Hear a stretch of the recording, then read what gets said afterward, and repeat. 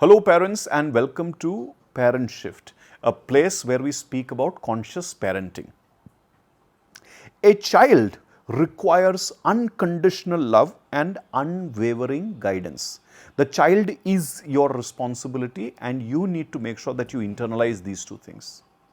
Unconditional love here means that whether the child is this or that, does this or that, achieves this or that, behaves like this or that, the fundamental emotion that you show towards your life is one of love.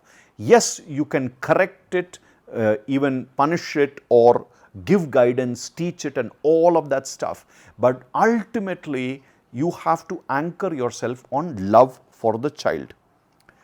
This is very important because if you approach your child with love, you are going to create and raise a child who is going to be a loving human being. Otherwise, the child can internalize a whole range of negative emotions and that then is going to be a significant challenge for the child. The second is, if you don't approach your child in a loving way, then no matter what you are guiding or teaching your child, it is going to face a lot of resistance. So, to do this, here are a few things that you must ensure. Number one, you should get deeply into the science of parenting and don't base parenting just on opinions that you have heard. Many parents make a conscious choice of becoming parents, but a lot of parents do not invest the time to learn and understand what is going to be the physical, psychological, social, developmental stages of my child, and at each stage, what does my child need? How is my child going to be different at an age of 2 or 3 and how do I correct it? At the age of 5, at the age of 8, at the age of 10, at the age of 12, 14, what do I need to do for the child? In fact, children will remain children. There are 20-year-old, 30-year-old people who, when they are with their parents, they are still in a childlike state. So what do you need to continue doing throughout life for your child? These are some important anchors which you need to scientifically learn and not just pick up on opinions, especially the way you were parented or the way you have seen other parents dealing with this. Books, experts, these are the source of the science of parenting. You will have to spend time, ensure that you have read on a range of subjects, especially various aspects of psychological and social development of the child.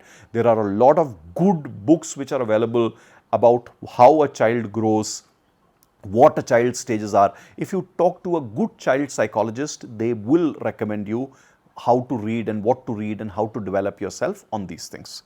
That's number one. Next thing that you need to remember is that you need to make your child your priority. Unless your child is your priority, you will not approach it with love and with a sense of guidance. You will push that responsibility on its grandparents, on a creche or a school or tutors, or you will expect everybody to do those things which you need to do for the child. I often say this, that there is a range of things that you need to teach your child, the concepts. There is a range of things that you need to train your child on, hard skills. There is a range of things that you need to anchor your child on, concepts like God, ethics, customs, our scriptures, etc.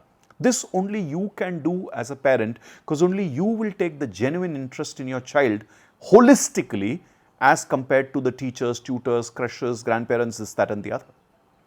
Right? A school can do its job from academics, a tutor can help with academic performance and a few other things, a hobby teacher can teach them that specific hobby. But you have to be responsible for your child's holistic response and holistic development. Only you, if you make your child your priority, then you will understand how the child is responding to this world, how the child is maturing, and then you can guide the child and correct the child. The third thing, the child and you are going to constantly need answers on various things at various points in time because every human being goes through unique experiences and so does your child. So will you.